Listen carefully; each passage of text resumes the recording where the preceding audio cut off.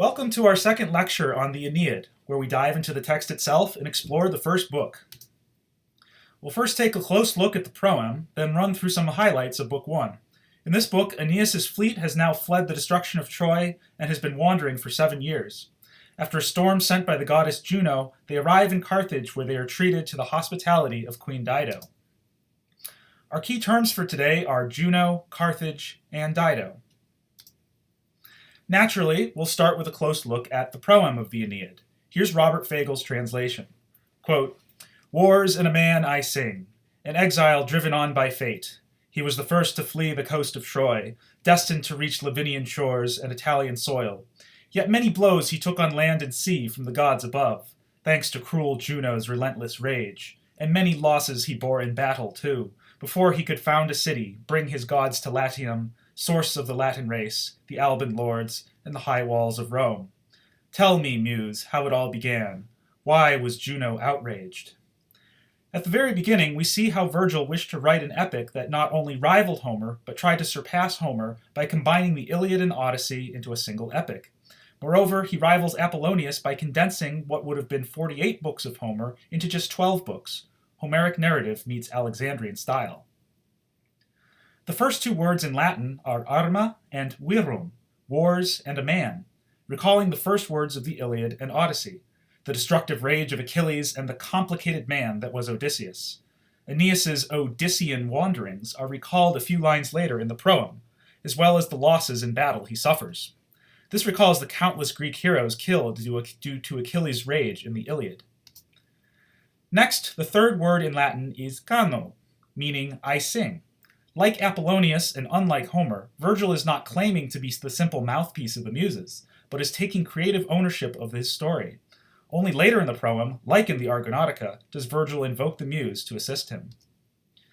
But Virgil is also giving us something new here. In the very first sentence, we are told that fate drives Aeneas on, this inexorable destiny that is a force stronger than any one character in the work. And later in the Proem, we are told right away what that destiny is. Not simply the individual destiny of Aeneas, but the destiny of Rome that extends well beyond Aeneas' lifetime. Aeneas' goal in this epic is not about himself. He's not reclaiming honor like Achilles, not returning home like Odysseus, nor claiming a glorious prize like Jason. Aeneas' fate is a mission handed him by the gods to ensure future events that occur centuries after his own death. But what forces opposed his fated destiny? Toward the end of the Proem, we identify the divine antagonist. In the Iliad, this was Apollo, who opposed the Greeks and caused them much suffering. In the Odyssey, this was Poseidon, who raged against Odysseus. Both gods in Homer acted out of a sense of being dishonored, and here Juno, the equivalent of Hera and queen of the gods, has some similar motivations, but some different. Let's give Juno a closer look. "Can such rage inflame the immortals?" goes the text. Virgil questions how any of the gods would not only oppose what is fated. Here at the beginning of the epic, we see a possible difference between the gods of mythology and literature and the gods that Virgil actually believed in. Virgil lived at a time after Plato, when notions of gods as morally perfect beings was more in vogue among the educated classes. Nevertheless, Juno serves in the epic as a selfish, individualistic force that openly opposes the fate of Rome. Even though Troy has now fallen, she is still angry at the Trojans over the judgment of Paris. Also, Juno wishes that her favorite city, that of Carthage, become the city that rules the world, instead of Rome. Juno is well aware of a prophecy that Aeneas' Roman descendants will one day destroy the Carthaginians in 146 BCE, at the end of the Punic Wars. But she tries to override fate anyway. It is with these motives that Juno causes a storm that nearly destroys Aeneas' Trojan fleet in Book 1. The narrative of Book 1 begins like many other epics, in medias res, midway through the action. Troy has already fallen, and Aeneas and his Trojan refugees are already in the middle of their wanderings through the Mediterranean, 7 years later.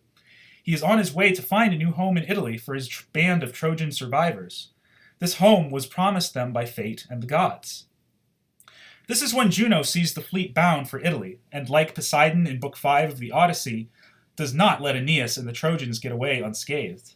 Also echoing how Hera bribed the god Sleep in the Iliad to deceive Zeus, so Juno attempts to thwart Jupiter's plan by bribing the god of the winds to wreck Aeneas' fleet. This she nearly accomplishes, but Neptune, the equivalent of Poseidon, arises from the sea and calms the waves. Like all the other male gods in the Aeneid, Neptune does not oppose his brother Jupiter, but favors calmness, order, and rationality.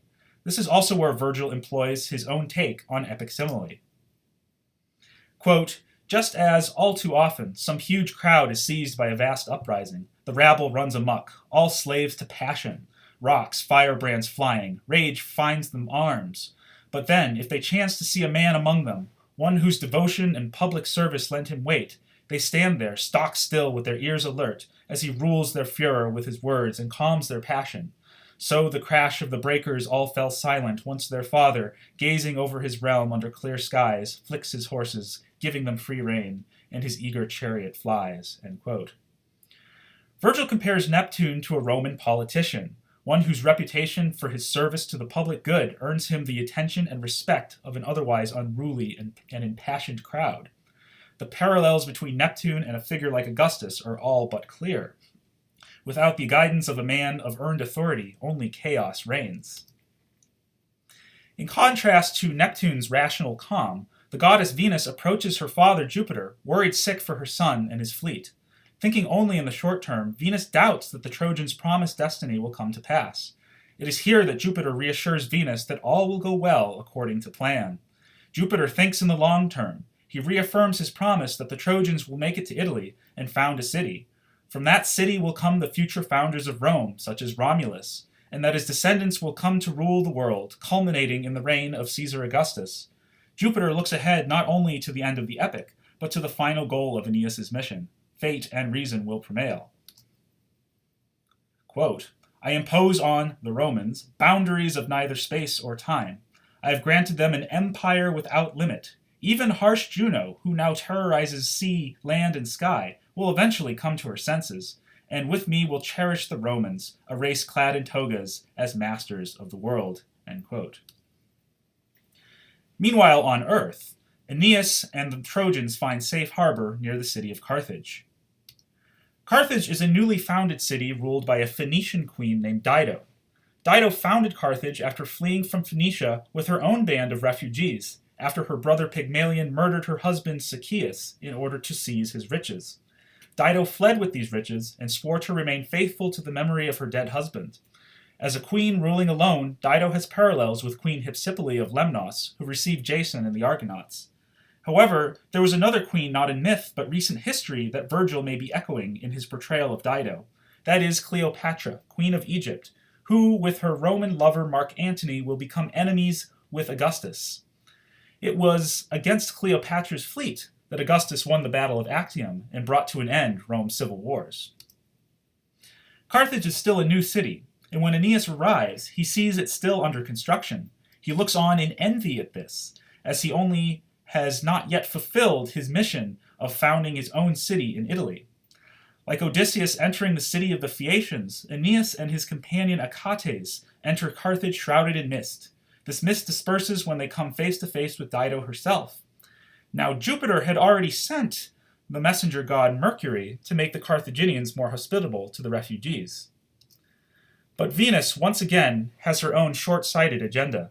She decides that the only way the Carthaginians, a people devoted to Juno, won't betray the Trojans is to make Dido fall in love with Aeneas.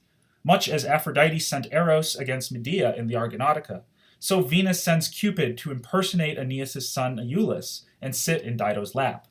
This physical contact with the juvenile love god slowly does the trick. But Book 1 ends with a banquet in which Dido hosts the Trojans. Here we see set up a parallel with Odysseus among the Phaeacians. Like Alcinous, Dido asks Aeneas to tell her his story, how Troy fell and what adventures he went on in the 7 years that passed before he got to Carthage. So ends Book 1. Next time, we'll continue on to Books 2 through 4 of the Aeneid, where Aeneas will captivate Dido with a long tale of his adventures, setting up a romance doomed to end in tragic fashion.